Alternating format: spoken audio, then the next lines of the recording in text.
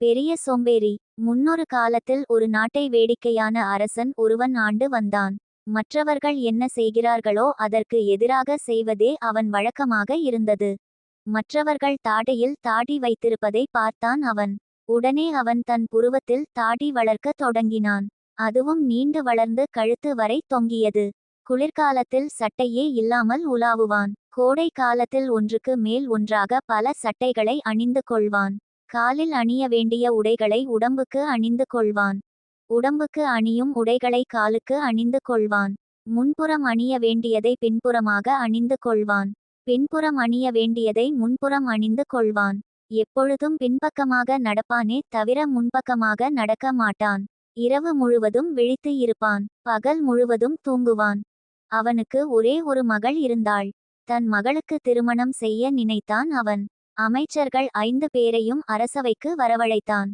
இளவரசிக்கு திருமணம் செய்ய எண்ணி உள்ளேன். மற்ற அரசர்கள் விரும்புவதைப் போல எனக்கு மருமகனாக வீரன் வேண்டாம். அறிவுள்ளவன் வேண்டாம். நல்ல பண்புள்ளவன் வேண்டாம். அழகானவனும் வேண்டாம் என்றான் அரசன். இதை கேட்ட அமைச்சர்கள் திகைப்பு அடைந்தனர். இளவரசியார்க்கு யார் கணவனாக வர வேண்டும் என்று விரும்புகிறீர்கள் என்று கேட்டார் ஓர் அமைச்சர். சோம்பேறியான ஒருவன் தான் எனக்கு மருமகனாக வர வேண்டும். மிக பெரிய சோம்பேறியை தேடும் வேலையை உங்களிடம் ஒப்படைக்கப் போகிறேன். அதற்காகத்தான் உங்களை வரவழைத்தேன் என்றான் அரசன். நாங்கள் என்ன செய்ய வேண்டும் அரசே என்று கேட்டார் இன்னொரு அமைச்சர். உங்க ஒவ்வொருவருக்கும் ஓராண்டு தவணை தருகிறேன். நீங்கள் பல நாடுகளுக்கும் சென்று சிறந்த சோம்பேறியை கண்டுபிடிக்க வேண்டும். தேவையான பணத்தை கருவூலத்தில் பெற்றுக்கொள்ளுங்கள் என்றான் அரசன். 5 அமைச்சர்களும் அரசனிடம் விடை பெற்று புறப்பட்டார்கள். 5வரும் வெவ்வேறு திசைகளில் பிரிந்தார்கள். ஓராண்டு கழிந்தது. 5 அமைச்சர்களும் நாடு திரும்பினார்கள்.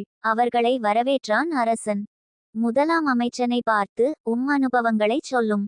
எனக்கு மருமகனாகும் சோம்பேறியை எங்கே கண்டுபிடித்தீர் சொல்லும் என்று ஆர்வத்துடன் கேட்டான் அவன்.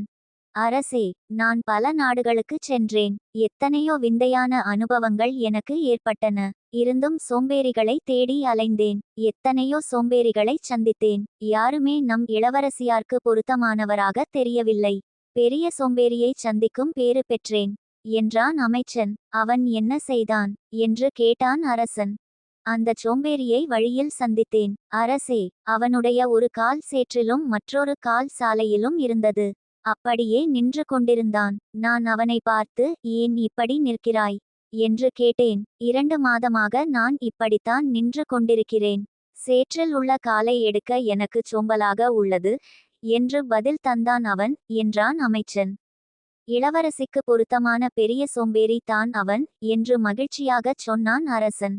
குறுக்கிட்ட 2ஆம் அமைச்சன், அரசே, நானும் ஒரு சோம்பேறியை பார்த்துவிட்டு வந்திருக்கிறேன் என்றான். உன் அனுபவங்களைச் சொல் என்றான் அரசன். அரசே, உங்கள் கட்டளையை நிறைவேற்றுவதற்காக பல மலைகளையும் ஆறுகளையும் கடந்து சென்றேன். ஓர் ஊரில் மிக பெரிய சோம்பேறியை கண்டேன்.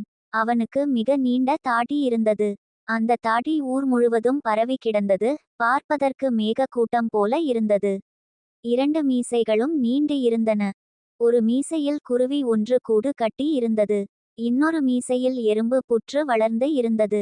நான் அவனை பார்த்து, எதற்காக இவ்வளவு நீண்ட தாடியும் மீசையும் வளர்த்து இருக்கிறாய் என்று கேட்டேன். சோம்பேறியான அவன் எனக்கு எந்த பதிலும் தரவில்லை. அவன் அருகில் முக சவரம் செய்யும் கத்தி துருப்பிடித்து கிடந்தது. அங்கிருந்தவர்கள் அவன் முக சவரம் செய்து 30 ஆண்டுகளுக்கு மேல் ஆகிறது என்றார்கள். நல்ல சோம்பேறிதான் என்ற அரசன், அவன் தாடி மீசையைச் சொரிந்து கொள்கிறானா அல்லது அதற்கும் சோம்பலா என்று கேட்டான். அவன் சில சமயங்களில் தாடி மீசையைச் சொரிந்து கொள்கிறான். அது மட்டும் அல்ல, தன் மீசையில் அமர வரும் காக்கைகளை விரட்டுவதற்காக கூழாங்கற்களை அவற்றின் மேல் எறிகிறான் என்றான். 3ஆம் அமைச்சனை பார்த்து, நீ பார்த்து வந்த சோம்பேறியை பற்றிச் சொல் என்று கேட்டான் அரசன். அரசே, நானும் பல நாடுகளுக்குச் சென்றேன். ஓர் ஊரில் சோம்பேறி ஒருவனை கண்டேன்.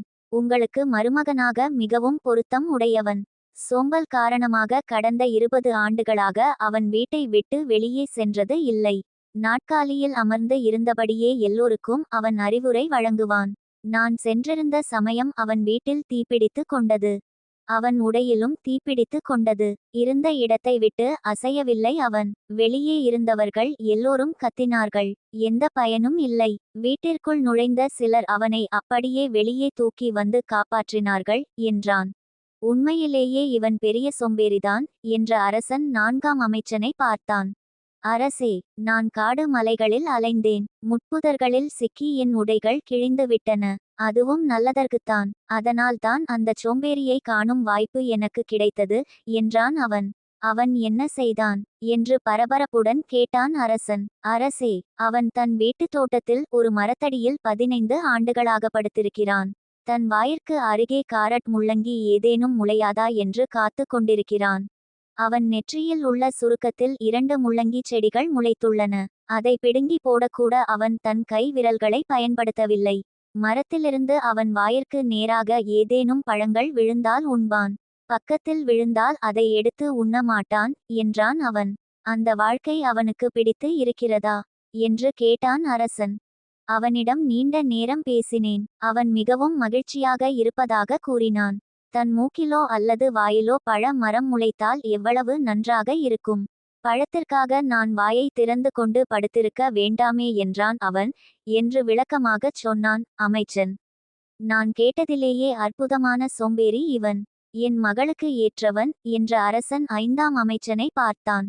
உடனே அந்த அமைச்சன், அரசே, நான் பார்த்த சோம்பேறியை பற்றிச் சொன்னால் உங்கள் கருத்தை மாற்றிக் கொள்வீர்கள். இவனுடைய சோம்பேறித்தனத்திற்கு மற்ற 4வரும் கால் தூசி பெற மாட்டார்கள் என்றான். நீ பார்த்த சோம்பேறியை பற்றிச் சொல் என்றான் அரசன்.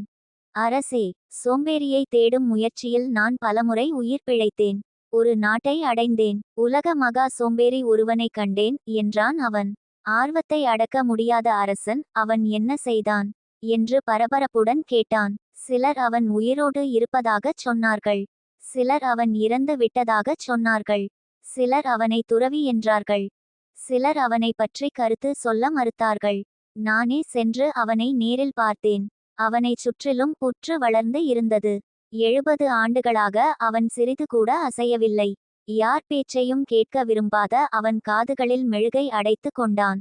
பேச வேண்டி வரும் என்பதால் தன் நாக்கை ஒரு பாறாங்கல்லில் கட்டியிருந்தான். எதையும் அவன் சாப்பிடுவது இல்லை. காற்றை மட்டும் சுவாசித்து கொண்டு உயிர் வாழ்கிறான். யாராவது உணவை கொண்டு வந்தால் கூட அதை கையில் வாங்க அவனுக்குச் சோம்பல். 10 ஆண்டுகளுக்கு முன் அவன் தன் உதடுகளைச் சிறிது அசைத்தானாம். அதனால்தான் அவன் உயிரோடு இருப்பது மற்றவர்க்கு தெரிந்ததாம் என்று நடந்ததைச் சொன்னான் அந்த அமைச்சன். வியப்பு அடைந்த அரசன், இப்படி ஒரு சோம்பேறியா? அவனே என் மருமகன். அவனுக்கும் இளவரசிக்கும் விரைவில் திருமணத்திற்கு ஏற்பாடு செய்யுங்கள் என்று மகிழ்ச்சியுடன் சொன்னான். ஒரு நல்ல நாளில் அந்த சோம்பேறிக்கும் இளவரசிக்கும் திருமணம் நடந்தது.